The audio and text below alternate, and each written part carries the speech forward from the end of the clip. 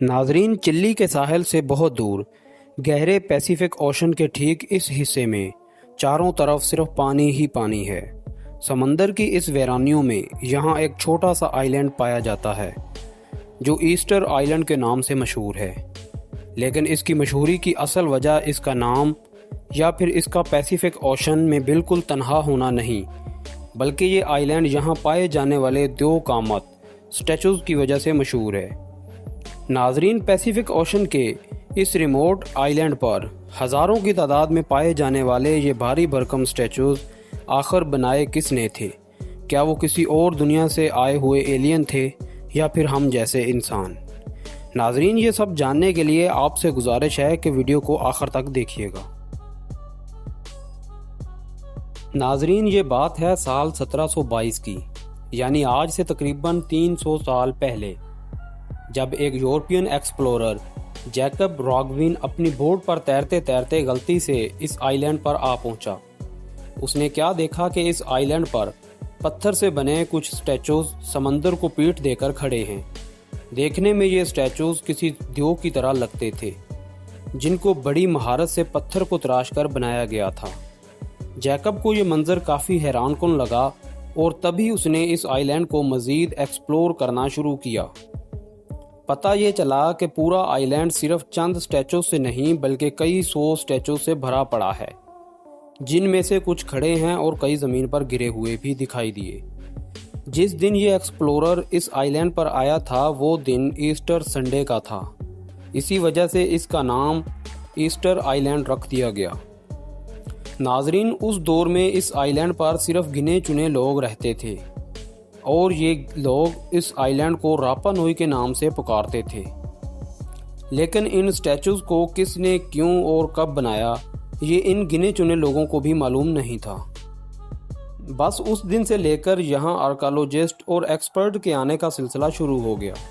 कुछ लोग ये मिस्टीरियस आइलैंड सिर्फ देखने जाते थे, तो कई इनके पीछे छुपे राजों से पर्दा उठाने की कोशिश में लगे रहते। पिछले 300 सालों की कोशिशों के बाद आखिरकार अब आर्कियोलॉजिस्ट ने यहाँ चंद ऐसे सबूत तलाश किए हैं जिनको देखकर ये कहना गलत नहीं होगा कि हम इस मिस्ट्री को सॉल्व करने के काफ़ी करीब पहुँच चुके हैं। ईस्टर आइलैंड समंदर में इतना तनहा है कि इसका पड़ोसी पिकैरन आइलैंड यहाँ से 2075 किलोमीटर की दूरी पर है, लेकिन यहाँ पर इंसान भी नहीं बसते। 500 लोगों की आबादी वाला करीबी आइलैंड यहाँ से 2600 किलोमीटर की दूरी पर है, जो मंगरेवा के नाम से जाना जाता है। जबकि ईस्टर आइलैंड खुद चिली की डायरेक्टरी में आता है और यहाँ से चिली का साहिल भी 3512 किलोमीटर दूर है। आज के दौर में यहाँ पहुँचना सिर्फ प्लेन की मदद से ही पॉसिबल है, जो चिली से ईस्टर आइलैंड तक पहुँचाने में पूरे 5 घंटे लगाता है। एक नॉर्मल साइज के शहर जितने बड़े इस आइलैंड में तकरीबन 1000 बड़े बड़े स्टैचूज़ मौजूद हैं और इन स्टैचूज़ को मोई कहा जाता है। इन स्टैचूज़ में से कई की आंखें हैं और कई बगैर आंखों के बनाए गए थे, जबकि इनकी लंबी नाक, शार्क चिन, चिपटे सर और लंबे चेहरे इनकी शक्ल को एक अनोखी पहचान देते हैं।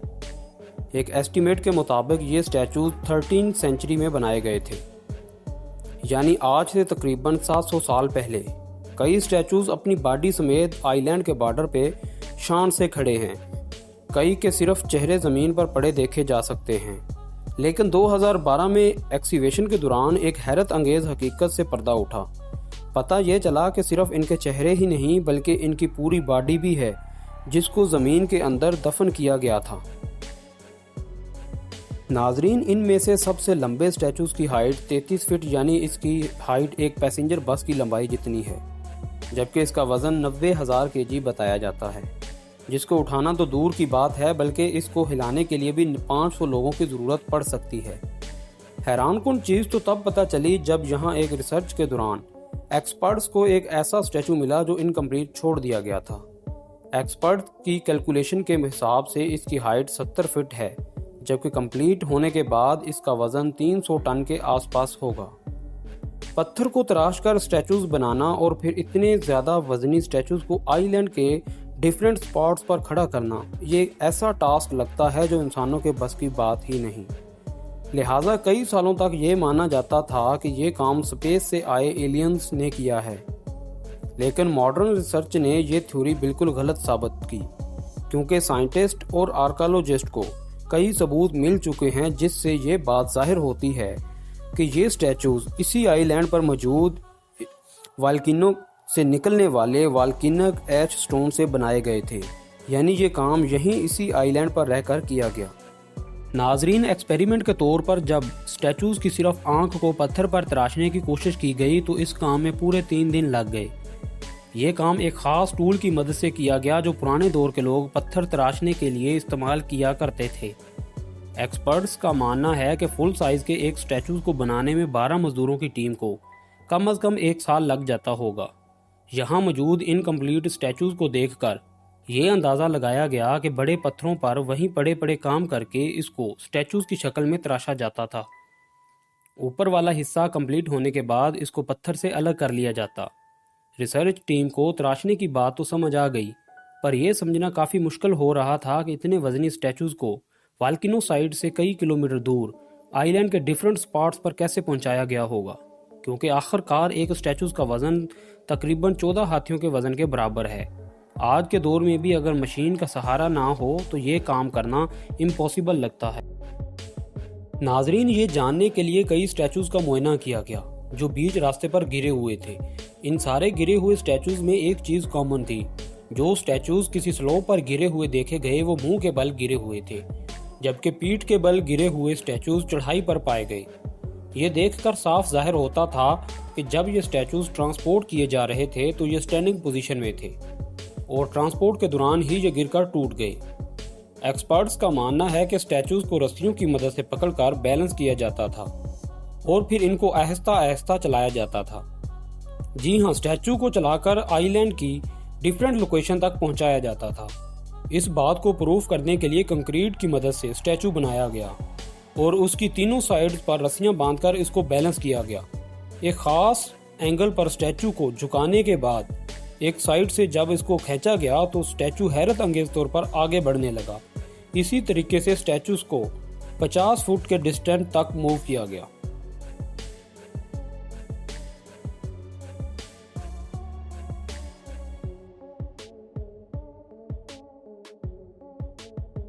जिससे ये बात साबित हो गई कि ईस्टर आइलैंड पर रहने वाले लोग स्टैचूज को इसी तरीके से मूव किया करते थे। लेकिन एक आखिरी मिस्ट्री को सॉल्व करना अभी भी बाकी था कि ये लोग कौन थे जिन्होंने 1000 स्टैचूज बनाए और यहाँ ऐसा क्या हुआ था कि ये लोग इनकम्प्लीट स्टैचूज ही छोड़ गए।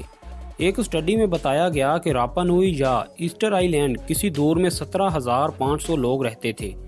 ये लोग पोलिनेशन थे जो साल 300 में इसी आइलैंड पर आए थे, यानी तकरीबन 1700 साल पहले। हैरत अंगेज तौर पर तब ये पूरा आइलैंड ऐसा नहीं दिखता था जैसा कि आज दिखता है। यहाँ दरख्तों से भरा एक घना जंगल हुआ करता था और इस बात के कई सबूत भी मिल चुके हैं। ईस्टर आइलैंड से 25 अलग अलग किस्म के पोलन एविडेंस मिले हैं, जिनमें से सबसे भारी मिकदार पाम ट्रीज की थी। अगर यहाँ इतना ही घना जंगल था तो आखिर वो अब गया कहाँ?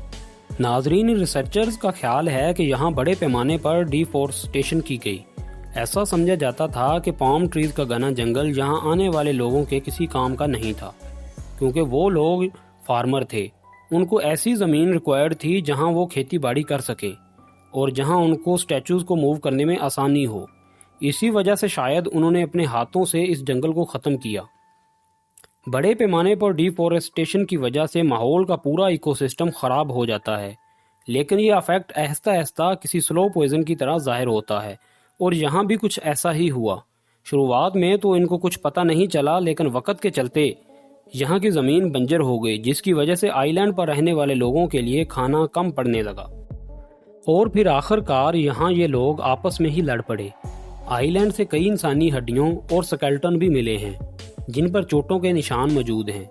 ये इस बात का सबूत है कि यहाँ सिविल वार हुई थी, जिसमें ज़्यादातर ख़वातीन को निशाना बनाया गया था। ईस्टर आइलैंड पर ख़वातीन की तादाद कम पड़ जाने की वजह से यहाँ की पॉपुलेशन आहिस्ता आहिस्ता कम हो गई और आखिरकार एक वक्त ऐसा आया कि बच जाने वाले लोग यहाँ से माइग्रेट करके कहीं और चले गए। आज ये island UNESCO world heritage site का हिस्सा है, जहाँ पर इन ज्वाइंट स्टोन स्टैचूज को देखकर यकीन नहीं होता कि वाकई ये इंसानों ने ही बनाए थे। इन स्टैचूज को रिलीजियस पर्पस के लिए बनाया गया था या फिर इनका कोई और ही मकसद था, इस बारे में कई रिसर्चर्स की अपनी अपनी थ्योरीज हैं। दोस्तों, आज की वीडियो बस यहीं तक थी। अगर वीडियो आपको पसंद आई हो तो प्लीज़ वीडियो को लाइक और हमारे चैनल को सब्सक्राइब करके साथ लगे बेल आइकन के बटन को प्रेस कर लें और साथ ही नोटिफिकेशन ऑन कर लें ताकि हर नई आने वाली वीडियो का नोटिफिकेशन आपको मिलता रहे, क्योंकि हम आपके लिए ऐसी दिलचस्प और मालूमाती वीडियोस लेकर हाजिर होते रहेंगे। मिलते हैं एक नई वीडियो के साथ, तब तक अपना बहुत सारा ख्याल रखिएगा। अल्लाह हाफिज़।